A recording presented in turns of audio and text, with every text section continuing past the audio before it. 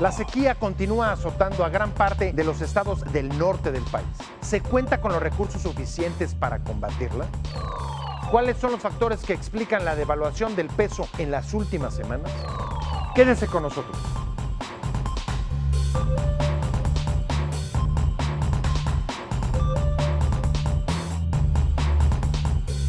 Buenas noches. Usted y los asuntos que le interesan son parte de esta agenda.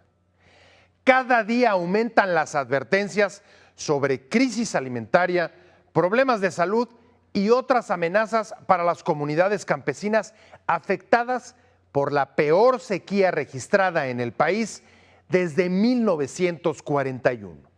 Hace 6 meses se acordó flexibilizar y agilizar la entrega de recursos federales para apoyar a 1,200 municipios que padecen falta de agua.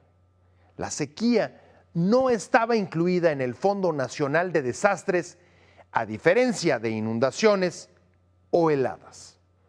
Ahora, el gobernador de Durango alertó que la muerte de ganado y la pérdida de cosechas pueden cobrar vidas de personas, derivar en conflictos sociales y favorecer que la población se una al crimen.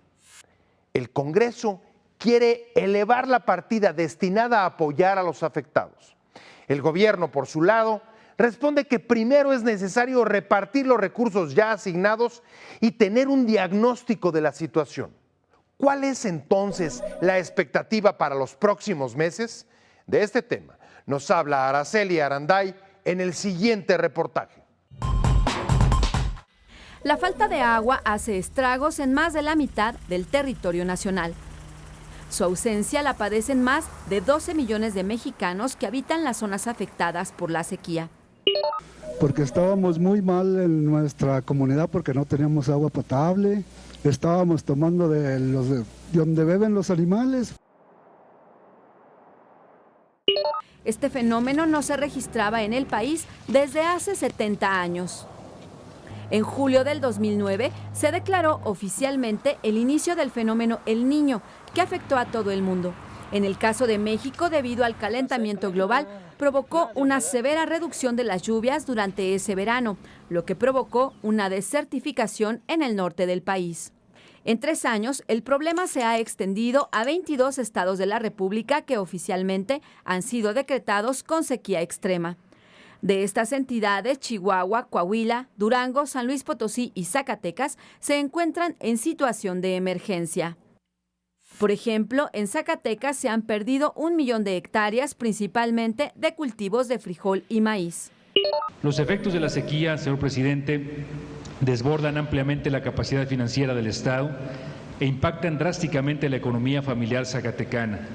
75% de nuestros productores trabajan para el autoconsumo.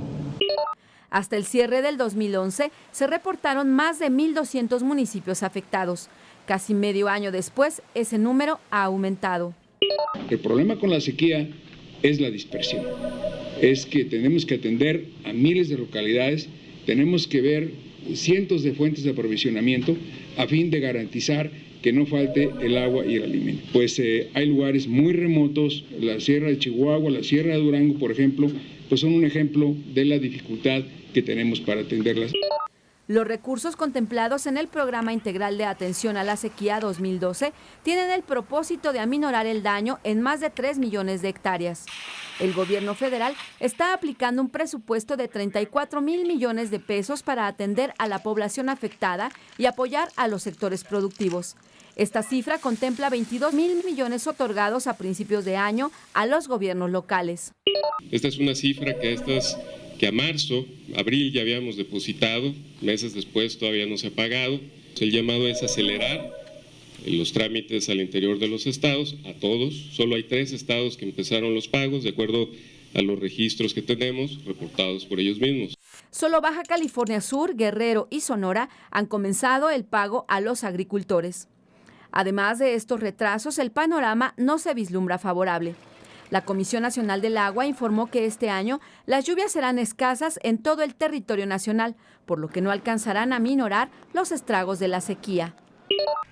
En los siguientes meses, que es la temporada de lluvia en la gran parte, digamos, del país, pues hay una preocupación, que julio y agosto vienen ligeramente por abajo de la media, pero entramos al periodo de ciclones tropicales. La dependencia informó que en total se prevén 15 tormentas tropicales y 11 huracanes, cifras por debajo del promedio en relación al año pasado. Algunos modelos experimentales dan un repunte o una normalización de las lluvias hasta octubre, pero hay condiciones en el mar que hacen muy difícil ahorita preverlo. Un monitoreo permanente del fenómeno es parte de la estrategia implementada para aliviar la sequía, que contempla la distribución de ayuda humanitaria en abasto de comida y agua para las zonas más afectadas. La instrucción que usted nos ha dado de traerle agua para consumo humano a todas las comunidades que estén en sequía, a través de tanques, la instalación de tanques y con pipas. Actualmente, el presupuesto de egresos del 2012 contempla un fondo adicional de 6,000 millones de pesos, cifra que el Congreso solicitó aumentar a 15,000 millones. El martes pasado, el gobierno federal devolvió esta propuesta con observaciones a la Cámara de Diputados. El gobierno federal acusa a autoridades estatales de frenar la llegada de apoyos a las comunidades afectadas por la sequía. Estas, a su vez, responden que el flujo desde el centro es lento e insuficiente. Las discrepancias sobre la cantidad de estos recursos entre el gobierno federal y el Congreso también frenan la distribución de ayuda. Las diferencias incluso se expresan en las cifras de ganado muerto por la sequía. El gobierno federal acusa a la Confederación Nacional Campesina de distorsionar las cifras y confundir el ganado muerto por la sequía con el que es sacrificado o desplazado. Mientras suceden conflictos entre poderes, niveles de gobierno y con organizaciones gremiales, en estados como Sinaloa, Chihuahua o Durango se prenden alertas sanitarias por desnutrición, enfermedades diarreicas y hasta casos de cólera.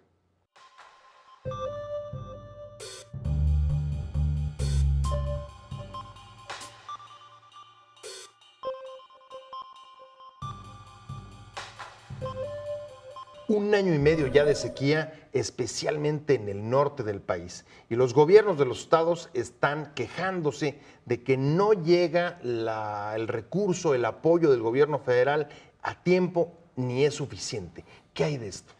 Bueno, nosotros pensamos que el gobierno federal está haciendo su mejor esfuerzo, está cumpliendo con su responsabilidad, no solamente en fechas recientes. El tema de la sequía arranca desde principios del año pasado.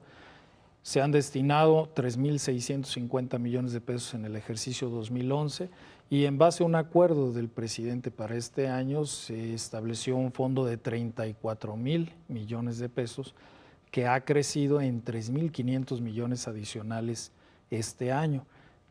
Y de ese fondo se han destinado ya 22,000 millones de pesos a la región más afectada. Entonces creemos que los recursos están fluyendo, están llegando a las comunidades. Hay una estrategia en dos vertientes, la vertiente humanitaria y la vertiente productiva. En la primera estamos haciendo llegar agua potable y alimento, y en la segunda los apoyos necesarios para reactivar la actividad productiva, ganadera o agrícola. Pero la cantidad de recursos son suficientes para la magnitud, digamos, del impacto de la sequía, porque el gobernador, por ejemplo, de Durango está hablando incluso del riesgo de que comiencen a perderse vidas humanas. Es probable que haya alguna comunidad donde no hayamos llegado y eso requiere pues la coordinación con los gobiernos estatales o municipales. Pero si nosotros vemos el contexto general, la producción agropecuaria sigue, el sector agroalimentario creció 6,8% en el primer trimestre de este año, las exportaciones mexicanas han seguido creciendo, la estabilidad de precios en los alimentos se mantiene. Entonces yo creo que hay indicadores que nos señalan que existe un problema, pero al mismo tiempo el país está reaccionando con estrategias y presupuestos de manera oportuna y suficiente. Es un tema sobre el que se perciben discrepancias. Por ejemplo, la Cámara de Diputados aprobó un recurso adicional por 15,000 millones para apoyo a la sequía y sin embargo el gobierno federal consideró que ese decreto no cumplía con los requisitos y el dinero no va a llegar a las comunidades. ¿Qué impacto tiene esto? ¿Afecta, no afecta? ¿De qué manera? Bueno, se ha pedido a la Cámara hacer ciertas precisiones respecto a los argumentos que vienen en ese documento. Una parte que vemos nosotros en agricultura de fondo es que no hay un diagnóstico puntual respecto al planteamiento y al destino de ese fondo. En otras palabras, en diciembre eran 10,000 millones de pesos, ahora son 15,000 millones, en unos meses subió un 50% ese proyecto de decreto, pero no hemos podido saber cuál es el destino de esos recursos, bajo qué reglas, cuáles son los programas o proyectos que se plantean. Se habla en términos muy generales de que se entreguen sin reglas de operación, con una indefinición respecto a dónde van a ir a dar. Y eso es un poco lo que se está solicitando precisar para poder tener una respuesta. En lo que sucede esto, lo que se ha planteado es tener mesas de trabajo con cada uno de los estados para revisar puntualmente el ejercicio ordinario y ver la posibilidad pues, de algún tipo de esquema diferenciado en atención a los proyectos o a la profundidad de la sequía que tengan. Que no haya un diagnóstico compartido respecto del impacto de la sequía entre el gobierno federal y los gobiernos estatales, ¿refleja discrepancias, falta de coordinación entre los dos niveles de gobierno? Podríamos decir que en ese caso sí, sin embargo no me gustaría sacarlo del contexto general, en el sentido de que los 22,000 millones de pesos han fluido en coordinación con los estados. No es un esfuerzo solamente federal, esto ha sido pues, producto de la coordinación de muchas entidades y el trabajo con los estados. Incluso a veces las discrepancias se ven hasta en las cifras que maneja el gobierno y organizaciones como la CNC respecto a la cantidad de cabezas de ganado muertos. Tratamos de atenernos a información oficial, debidamente registrada, soportada. El caso del ganado muerto, nosotros lo ubicamos en función de los reportes que tenemos bajo los esquemas de seguros catastróficos que ha contratado el gobierno federal para protección del sector agropecuario. Entonces podemos identificar, nosotros tenemos en este momento aproximadamente 70,000 cabezas que han muerto en consecuencia de la sequía. Y esto es una cifra que puede parecer baja, pero es natural en términos de que un ganadero no deja morir a su ganado. Hay cierta, pues no solo interés económico, sino hasta pues del día a día que los obliga pues a estar viendo cuál es el estado de su ganado y en su momento, pues sí, llevarlo al mercado. Otras cifras, pues habría que ver de dónde vienen y cómo se soportan, ¿no? Quédese con nosotros. Al regresar, ¿cuáles son los factores que explican la devaluación del peso contra el dólar de las últimas semanas?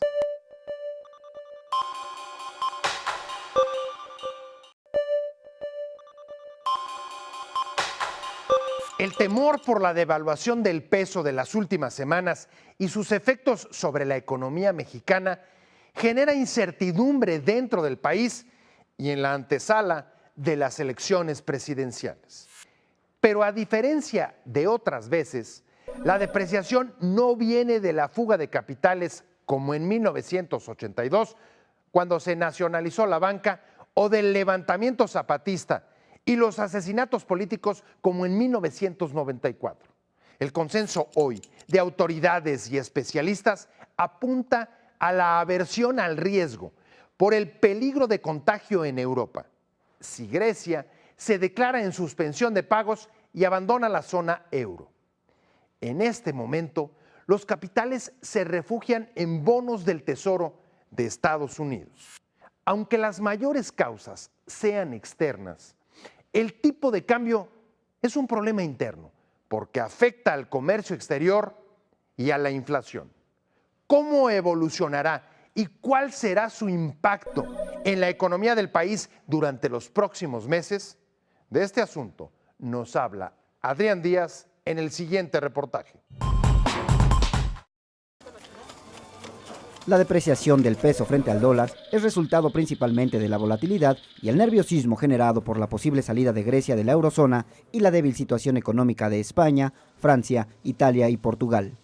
Sin embargo, esta tendencia no solo se debe a los problemas de deuda en la Unión Europea. Recientemente, el principal socio comercial de México no ha recibido buenas noticias en materia económica. Durante pasados días, la economía de Estados Unidos tuvo resultados menos positivos que los esperados, una menor generación de empleo, un retroceso en la revisión del Producto Interno Bruto del primer trimestre, provocan de que economías que dependen de Estados Unidos, como es la mexicana, pues también tengan una perspectiva de entrar en fases de desaceleración. En los últimos 12 meses, el tipo de cambio se ha depreciado 24.8% en su cotización a la venta, al pasar de 11.49 pesos por dólar el 2 de mayo de 2011 a 14.35 pesos en los primeros 3 días de este mes. Los movimientos más notorios se dieron el pasado mes de mayo, cuando nuestra moneda se depreció 10.13% y rebasó por primera ocasión en el año la barrera de los 14 pesos por dólar. Ante este escenario, y para evitar que el peso cediera abruptamente terreno frente a la moneda norteamericana, el Banco de México intervino en un par de ocasiones. La primera subasta de dólares durante este año se registró el 23 de mayo pasado por 258 millones. La segunda ocurrió el 31 de mayo y fue por 107 millones. Este tipo de inversiones por parte del Banco Central Mexicano evitan mayores daños al buen funcionamiento de la economía nacional. Lo que afecta es que pueda repercutir realmente en la inflación y en los precios internos.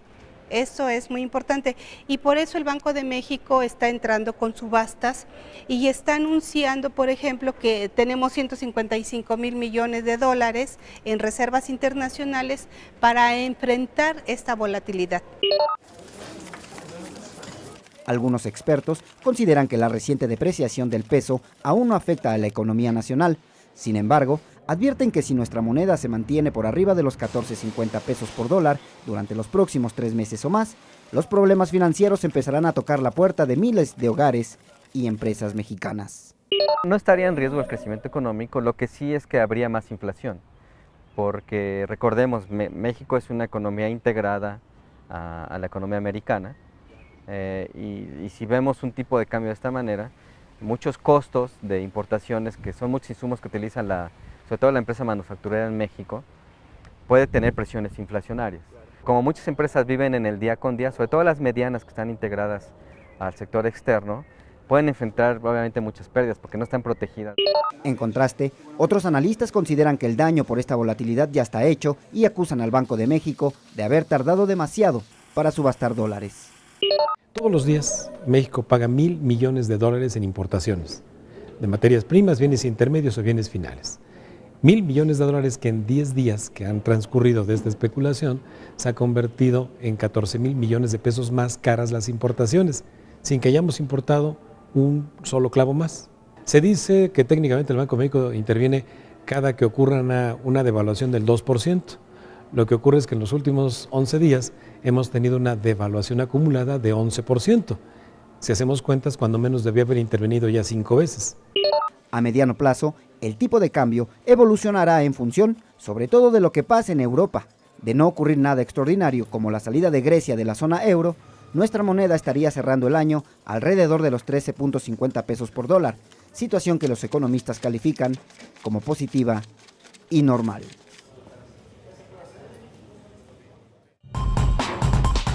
Para el Banco de México, el tipo de cambio está subvaluado y deberá regresar a un mejor nivel en los próximos meses. Apoya esta idea no solo en las reservas internacionales, sino en la relativa fortaleza de la economía mexicana respecto a la estadounidense y las europeas.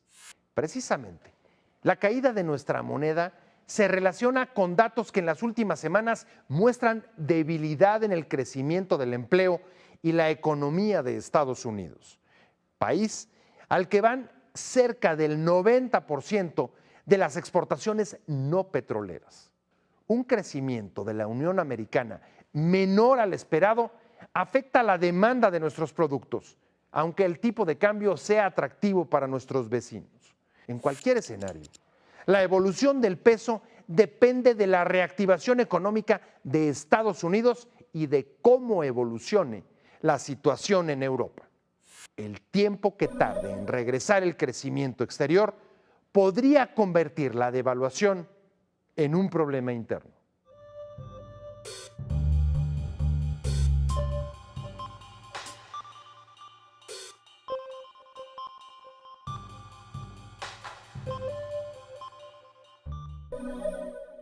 La devaluación del peso de las últimas semanas, ¿son factores externos, son factores internos? ¿Cómo lo explican ustedes? Nosotros estamos en una situación en la que claramente hemos venido viendo en todos los pasados años que todos los factores han sido momentáneos y coyunturales y son externos en este caso. Estamos hablando de una presión muy fuerte del mercado europeo a nivel mundial, ¿sí? Lo mismo que pasó hace muchos años, ¿no? En el 2009 y 2008 con Estados Unidos, ahora está sucediendo nuevamente con Europa. Entonces, eso nos ha provocado una situación en la que el tipo de cambio se sigue moviendo. Sin embargo, lo que creemos nosotros los empresarios es que no debemos tener miedo ni pánico, sino que esto es algo que puede y debe de regresar a sus momentos y a sus niveles normales. Estamos hablando de 3 o 4 meses, deberíamos de andar nuevamente por un tipo de cambio de 13 pesos. Ahora, el proceso electoral, ¿ustedes creen que incida o no? Definitivamente puede incidir, no está incidiendo en este momento. Creo que la disciplina macroeconómica que se ha tenido ha sido muy buena. Tenemos, digamos, una estabilidad económica de 24 años. Han sido 12 años con un partido y 12 años con otro partido. Y sin embargo, la disciplina se ha mantenido. Entonces, nosotros creemos que si realmente somos responsables y somos maduros en nuestra democracia, deberíamos de tener una situación controlada en los tipos de cambio y las situaciones internas que están sucediendo hoy con el tema de las elecciones no debería ser un factor para que la economía se desquicie y se desequilibre. Ahora decías, factores coyunturales. ¿Qué pasa si la situación de volatilidad permanece y se prolonga más de lo que ustedes esperan?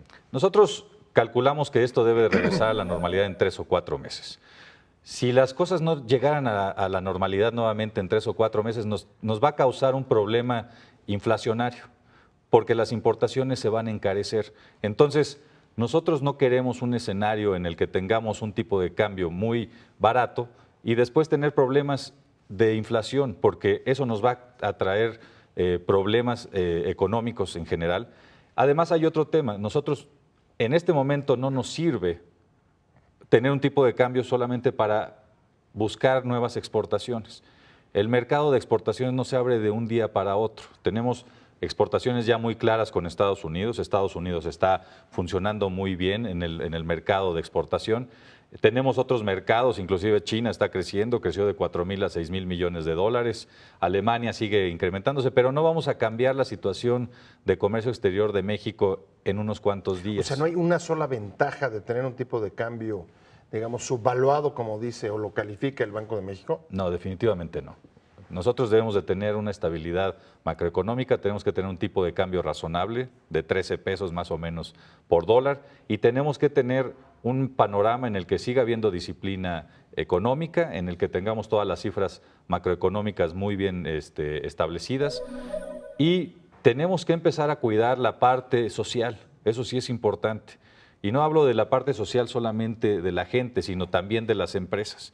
Tenemos que cuidar que la estabilidad que hay entre grandes, medianas y pequeñas empresas se mantenga. Entonces, el tema social, estamos hablando de 5 millones de unidades de negocios, de los cuales tenemos muchísimos micros y pequeños. Tenemos que empezar a ver hacia allá también. O sea, no se vale tener solamente una economía y una macroeconomía bien cuidada si no tenemos un equilibrio y una balanza entre las grandes, pequeñas y medianas empresas. Ahora, en términos concretos, si a partir de septiembre el peso no regresa a los 13, al nivel más o menos de 13 pesos por dólar, ¿cuáles serían las principales consecuencias para pequeñas, medianas y grandes empresas en el país? Lo primero es que si las empresas comienzan a sentir, las grandes empresas empiezan a sentir que no hay una estabilidad económica buena en el país, pues van a buscar nuevos mercados. Ya nos sucedió en los años pasados, están regresando capitales afortunadamente, pero si una situación empieza a prolongarse demasiado de aquí, después de septiembre, vamos a tener otra vez capitales que ya no están interesados en seguir invirtiendo en México y que pueden buscar nuevos mercados. ¿Y que saldrían? Algunos de ellos definitivamente sí, podrían salir. Obviamente no va a ser en un periodo demasiado corto, pero sí estamos hablando en el término de un año que sí tendríamos repercusiones. Entonces lo que queremos, hoy tenemos un comercio exterior muy fuerte, estamos hablando de 360,000 millones de dólares de importaciones y más o menos lo mismo 360,000 millones de dólares de exportaciones. Tenemos un crecimiento del 3,5%, que es bastante adecuado para lo que estamos haciendo. No es suficiente, quisiéramos tener crecimientos del 5 o 6% como otras economías, sobre todo las latinoamericanas, que son el parámetro de medición inmediato para México, pero necesitamos tener una serie de elementos que nos permitan balancear este crecimiento del comercio exterior, y yo creo que tenemos que poner ya puntos muy importantes, claves, de cómo invertir en las medianas y pequeñas empresas. Gracias por habernos acompañado en Agenda a Fondo. Recuerde que puede escribirnos a la dirección de correo y Twitter que aparecen en la pantalla. Lo esperamos la próxima semana con reportajes y entrevistas sobre las situaciones que impactan su calidad de vida, la realidad que todos los días enfrentamos.